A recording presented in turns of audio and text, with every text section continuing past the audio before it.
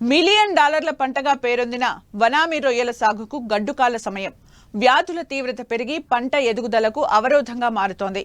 వాతావరణంలో వస్తున్న మార్పులు, చెరువుల్లో సరైన యాజమాన్యం చర్యలు చేపట్టకపోవడానికి తోడు నాణ్యమైన పిల్లల ఎంపిక చేయకపోవడంతో రొయ్య రైతులు తీవ్ర నష్టాల్ని చవిచూడాల్సి వస్తోంది.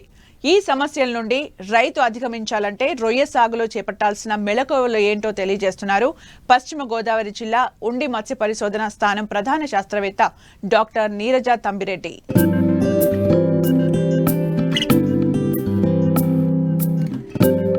వేసవిలో ఉష్ణోగ్రతల వల్ల రోగకారక సూక్ష్మ క్రిముల బారిన పడి చేపలు, రొయ్యలు చనిపోయే ప్రమాదముంది. ముఖ్యంగా చెరువుల్లో ప్రాణవాయువు తక్కువ మోతాదులో కరుగుతుంది. తద్వారా నీటిలో అధిక సాంద్రతలో పెరుగుతున్న చేపలకు ఆక్సిజన్ అందక చనిపోతాయి.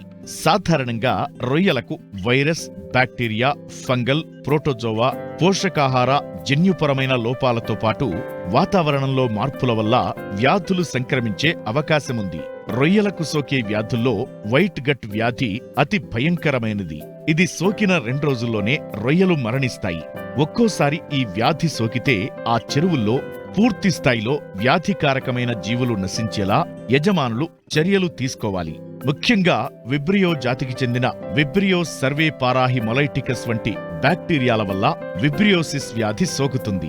సాగు చెరువు నిర్వహణలో ఎలాంటి లోపం ఉన్నా ఇది సోకుతుంది. కాబట్టి ఎప్పటికప్పుడు పరీక్షిస్తూ సమయానుకూలంగా మేలైన యాజమాన్యం చేపట్టాలని సూచిస్తున్నారు పశ్చిమ గోదావరి జిల్లా ఉండి మత్స్య పరిశోధనా స్థానం ప్రధాన శాస్త్రవేత్త డాక్టర్ నీరజ తంబిరెడ్డి.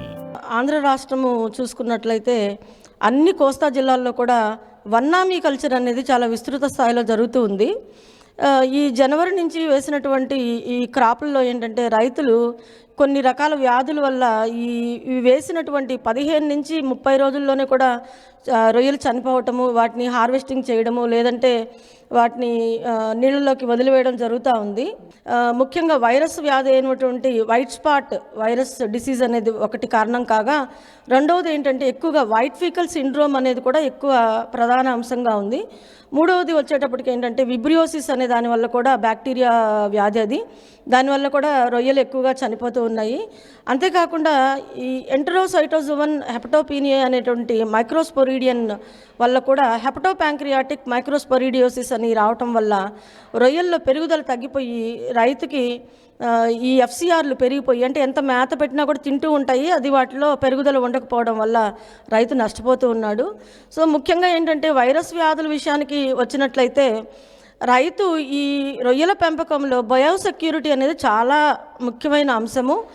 ఇది చెరువు తయారీ చేసుకునేటప్పటి నుంచి చెరువులో రొయ్య పిల్లలు వదిలిన తర్వాత వాటి యాజమాన్యం విషయంలో కానీ, మేతల యాజమాన్యంలో కానీ, నీటి యాజమాన్యంలో కానీ పట్టుబడి చేపట్టే వరకు కూడా వివిధ అంశాలలో బయోసెక్యూరిటీ విధానాలని, అంటే జీవ వైవిధ్యం అనేటువంటి లేదంటే జీవ భద్రత అనేదాన్ని పాటించాల్సి ఉంటుంది.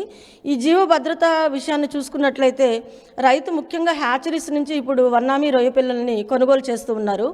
ఈ రొయ్య పిల్లల్లో ఏంటంటే మనకు తల్లి రొయ్య ఆరోగ్యంగా ఉంటే పిల్ల రొయ్య కూడా ఆరోగ్యంగా ఉంటుంది. ఈ తల్లి రొయ్యల్లో ఎటువంటి వ్యాధులు ఉన్నట్లయితే అది పిల్ల రొయ్యలకు సోకే అవకాశం ఉంది. కాబట్టి ముఖ్యంగా కొనుగోలు చేసేటప్పుడు ఈ రైతులు వీటిని ల్యాబుల్లో పరీక్ష చేయించుకోవాల్సిన అవసరం ఉంది. ఎంటరోసైటోజోవన్ హెపటోపీనియా అనేది కానీ లేవు అని నిర్ధారణ చేసుకున్న తర్వాత మాత్రమే ఆ పిల్లల్ని కొనుగోలు చేయవలసి ఉంటుంది. తర్వాత ఇంకొక ముఖ్య విషయం ఏంటంటే ఈ విబ్రియో అనేది కూడా ఏమవుతుందంటే, విబ్రియో అనేది రొయ్యల చెరువుల్లో ఎప్పుడు కూడా సెలినిటీ ఉన్న చెరువుల్లో 3 నుంచి 15, 20 సెలినిటీలు ఉన్నటువంటి చెరువుల్లో విబ్రియోసిస్ అనేది సర్వసాధారణంగా ఉంటుంది. ఈ విబ్రియో అనేది నీటిలో ఉన్నటువంటి సర్వసాధారణమైనటువంటి బ్యాక్టీరియము. ఎప్పుడైతే రొయ్యల పెంపకంలో యాజమాన్య పద్ధతుల్లో లోటు అనేది సంభవిస్తుందో అటువంటప్పుడు ఈ విబ్రియో బ్యాక్టీరియా బాగా పెరిగిపోయి దాన్ని రొయ్యల్లో జబ్బుని కలిగించేటటువంటి స్థాయికి పెరిగిపోవడం వల్ల ఈ విషయంలో కూడా విబ్రియోసిస్ వల్ల రైతులు చాలా నష్టపోతున్నారు. అర్ధాంతరంగా కూడా కల్చర్ ముగించి పట్టువేయాల్సినటువంటి పరిస్థితి వస్తుంది. తర్వాత ఇప్పుడు ముఖ్యంగా చూసుకున్నట్లయితే వైట్ ఫీకల్ అనేది కానీ వైట్ గట్ అని 2 రకాలుగా పిలుస్తూ ఉంటాము. దీనివల్ల కూడా ఏంటంటే రొయ్యలలో మరణాలు ఎక్కువగా సంభవిస్తూ ఉన్నాయి. వీటికి కారణాలను మనం పరిశీలించుకున్నట్లయితే ఈ కొంచెం తక్కువ సెలినిటీలు మనకు 0 సెలినిటీల్లో కూడా మనకంటే తీపి నీటిలో కూడా ఈ రొయ్యల్ని పెంపకం చేస్తూ ఉన్నారు. అట్లాగే 0 సెలినిటీస్ నుంచి 10 సెలినిటీల వరకు ఉన్నటువంటి నీటిలో ఏమవుతుందంటే ఎండలు పెరిగిపోవడం వల్ల కానీ లేదంటే మనం వాడేటటువంటి మేతలు వృధా అయ్యడం వల్ల బ్లూ గ్రీన్ ఆల్గే అనేటువంటి హానికరమైనటువంటి ఆల్గల్ బ్లూమ్స్ వాటర్లో పెరిగిపోయి అవి చనిపోయి చెరువు అడుగు భాగానికి వెళ్ళిపోయినప్పుడు ఏమవుతుందంటే ఈ రొయ్యలు ఆ మురుగు చనిపోయినటువంటి ఆల్గే తినడం ద్వారా వైట్ కలర్గా మారిపోయి బయటకు రావడం జరుగుతుంది. దాన్నే మనం వైట్ గట్ అంటాము. తర్వాత వైట్ ఫీకల్ అనే విషయానికి వస్తే వివిధ కారణాల వల్ల రొయ్యల్లో వైట్ ఫీకల్ రూపంలో పైన నీటి పైన తేలడం జరుగుతుందనమాట. ఎందుకంటే దాంట్లో ఎక్కువ క్రొవ్వు పదార్థాలు ఉంటాయి కాబట్టి నీటి సాంద్రత కన్నా అది తక్కువగా ఉంటుంది కాబట్టి అది పైకి తేలడం జరుగుతుంది. దీనికి ముఖ్యంగా వైట్ ఫీకల్కి కారణం చూసుకుంటే విబ్రియోసిస్ అని చెప్పచ్చు. తర్వాత వాడే మేతల్లో ఏమవుతుందంటే ఇప్పుడు కొన్ని సందర్భాల్లో వృక్ష సంబంధమైనటువంటి ప్రోటీన్ సోర్సెస్ మనకు సోయాబీన్ ఎక్కువగా వాడినా లేదంటే ఇంకొక రకమైనటువంటి వృక్ష సంబంధమైనటివి మనము జంతు ప్రోటీన్స్కి బదులు ఇవి ఎక్కువ వాడినప్పుడు ఏమవుతుందంటే వీటిల్లో యాంటీ న్యూట్రిషనల్ ఫ్యాక్టర్స్ అనేటివి ఉండడం వల్ల కూడా ఏంటంటే మన రొయ్యల యొక్క కాలేయ క్లోమంలోని కణాలు దెబ్బతీసే ప్రమాదం ఉంది. అవి చనిపోయి అవి విడిపడి బయటికి రావడము మనకు వైట్ ఫీకల్ రూపంలో బయటకు వస్తుంది.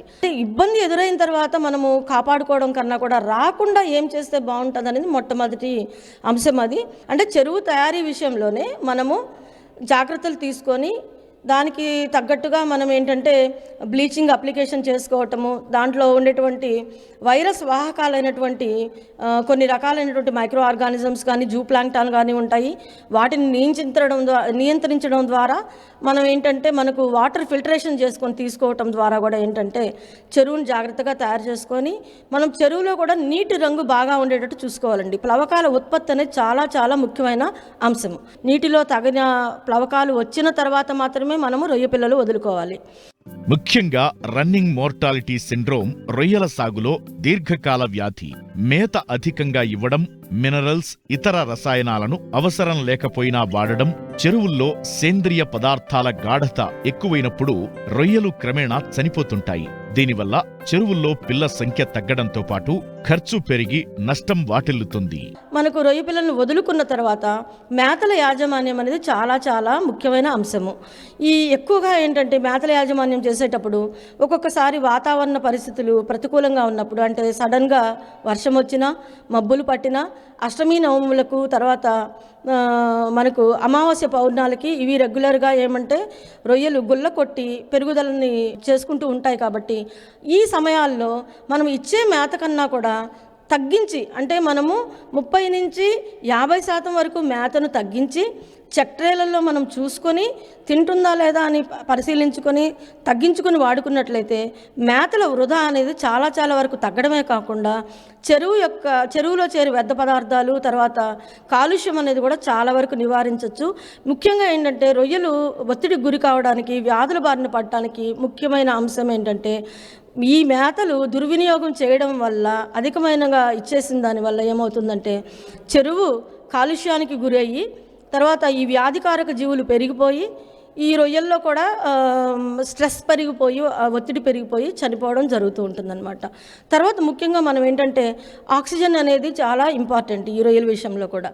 రొటీన్గా కెమికల్స్ వాడేదానికన్నా కూడా ఈ సాయిల్ ప్రోబయోటిక్స్ అనేది కానీ లేదంటే ఈ రొయ్యలకి ఆహారంలో ఫుడ్ ద్వారా మనము ప్రోబయోటిక్స్ పీరియాడికల్గా ఇచ్చుకున్న దాన్ని బట్టి తర్వాత రొయ్యకి ముఖ్యంగా విటమిన్ సి అనేది చాలా ఇంపార్టెంట్ అండి. ఈ విటమిన్ సి అనేది ఏంటంటే రొయ్య గుల్ల కొట్టిన తర్వాత దానికి కొత్త గుల్ల రావాలంటే ఈ విటమిన్ సి ఉండడం ద్వారా కొత్త గుళ్ళను ఏర్పరచుకునేటువంటి సామర్థ్యం పెరుగుతుంది.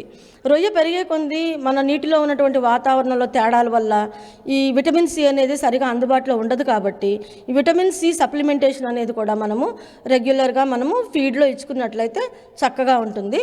తర్వాత ఈ రొయ్యల మేతల విషయానికి వచ్చినట్లయితే రైతులు అశ్రద్ధ, అంటే మనకు ఏముందులే మనకు 2 సార్లు ఇస్తే సరిపోతుంది, 3 సార్లు ఇస్తే సరిపోతుంది అనేది కాకుండా ఫెర్మెంటేషన్ పద్ధతిలో పులియబెట్టడం ద్వారా మనము తవుడు కానీ లేదంటే బెల్లము, అదే రకంగా మనకు కొంత డిఏపి ఇవన్నీ కూడా మిక్స్ చేసుకొని ఈస్ట్ అనేది మిక్స్ చేసుకొని ఒక 24 గంటలు ఏదన్నా మనకు మంచి ప్రోబయాటిక్ ఒక 250 గ్రాములు మనం మిక్స్ చేసుకొని ఒక 200 లీటర్ల ప్లాస్టిక్ డ్రమ్లో నానబెట్టుకొని ఒక 24 గంటల నుంచి 36 గంటలు తర్వాత ఉదయం పూట మనం చెరువు మీద చల్లుకున్నట్లయితే సహజమైనటువంటి ఆరోగ్యకరమైనటువంటి బ్యాక్టీరియాలు ఉత్పత్తి చెందడమే కాకుండా ప్లాంక్టాన్ అనేది కూడా ఆరోగ్యకరమైనటువంటి ప్లాంక్టాన్ ఉత్పత్తి చేయడం ద్వారా రొయ్యల ఆరోగ్యం బాగుంటుంది.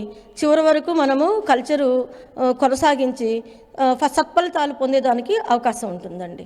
రొయ్యల సాగులో వ్యాధుల పట్ల అవగాహన కలిగి ఉండి శాస్త్రీయ పద్ధతులను అవలంబిస్తేనే మంచి ఫలితాలను సాధించేందుకు వీలుంటుంది. ప్రభుత్వ గుర్తింపు పొందిన హేచరీల నుంచే నాణ్యమైన పిల్ల ఎంపిక చేసుకోవాలి. చెరువుల నిర్వహణలో జాగ్రత్తలు తప్పనిసరిగా పాటించాలి. నీరు, మట్టి, రొయ్య నిత్యం పరీక్షించుకోవాలి.